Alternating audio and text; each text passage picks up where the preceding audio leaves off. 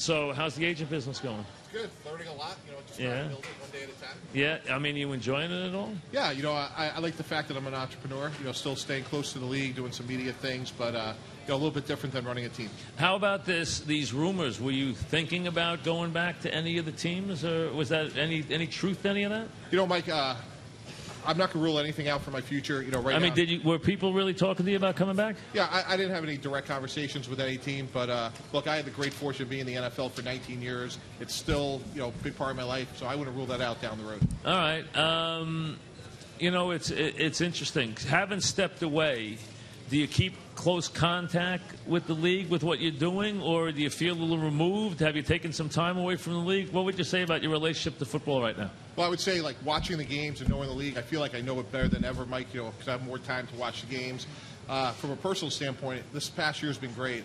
Stepping back, really got a chance to do some self-evaluation, look at some of the things I would have done differently if I had another opportunity. What do you think about, when you look back at the Jets situation, I mean, let's be honest, you guys came very close to the mountaintop. I mean, you went to the AFC title game 2 years in a row.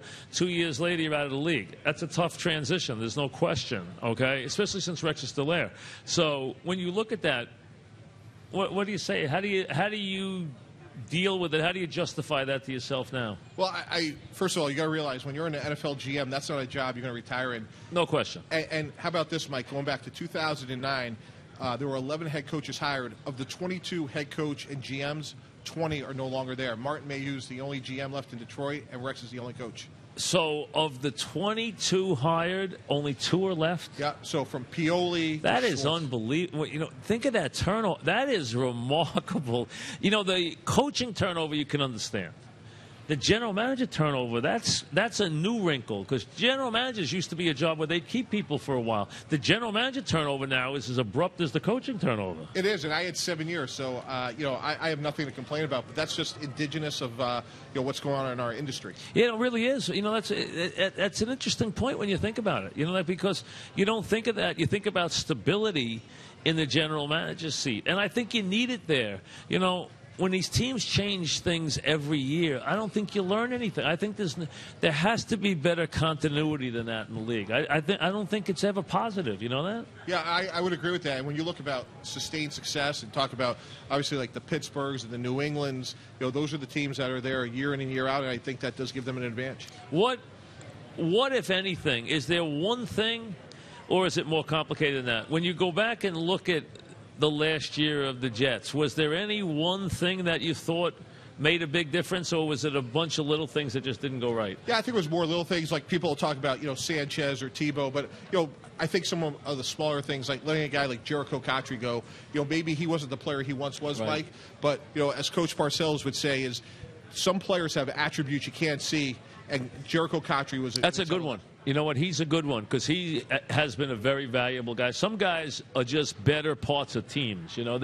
They make up teams better. They just do. And the Tebow thing, now listen, you fell on the sword. I know that's your way. Whoever, and we still never gotten to the bottom of it, but the Tebow thing really did send things. It was bigger than it should have meant to the. It was bigger in upsetting things than it could have been on the field. You know what I mean? No question about it. And from a football standpoint, we gave a 4th-round pick. Right. It cost $2 million on a $120 million cap. But it became a sensation. It did. And now, we knew that going in to the degree it became, and the fact that he didn't play much, I think that kind of entrenched people on both sides of the equation. Hey, he should play more, or hey, he can't play. So, but look, it was one of a lot of transactions we made. That one didn't work out, and you learn from it. When you're out of the league, are you viewed the same way as when you're in the league? Or when you're outside, are you an outsider? That's an interesting question. You find out who your friends are. I'll tell you that. And some people have surprised me in a positive way as well as a negative way. But you learn who your friends are. And I've gone out of my way to make sure I stay on top of the league, all the transactions. Because, if you're out, you could get stale pretty quick. That's funny. Bill used to always say that if you're out of the league 3 years, you're out a long time. And it's very hard to connect. You feel that? Do you agree with that? Absolutely. And that's why I try to keep my hand with some of these things in the media, Mike, because it forces you to stay on top of things and watch how these teams were built. And it's interesting. Seattle and Denver used a lot of different mechanisms to get to this game on Sunday. Did you learn that people who you thought were friends hard to get on the phone all of a sudden. I mean, it's a little bit of a slap in the face, right? It's a little cold reality, right? Mike, you could put this one in stone because this is true. Week 1, 60 people called. Week 2, 30, and after that, you hear from your friends. You know, that's interesting. You know, it really is. And it's abrupt, right? It's an abrupt change, right? Now, you get to spend time with your family, which is great. And, you know, you're in a time-consuming job. I understand that. But it really is an abrupt change, isn't it? Yeah, no, absolutely. And I got 2 young ones that are consuming M&Ms by the minute over there. Dangerous store. It really is. It's a dangerous store. I feel bad for the babysitter tonight. Yeah. Sugar overload. That's it, you know. You know, you mentioned the way Seattle was built. Now, Denver, we know what they did. They went out. They had an idea. They built it around the dynamic quarterback. They won the sweepstakes. We understand that.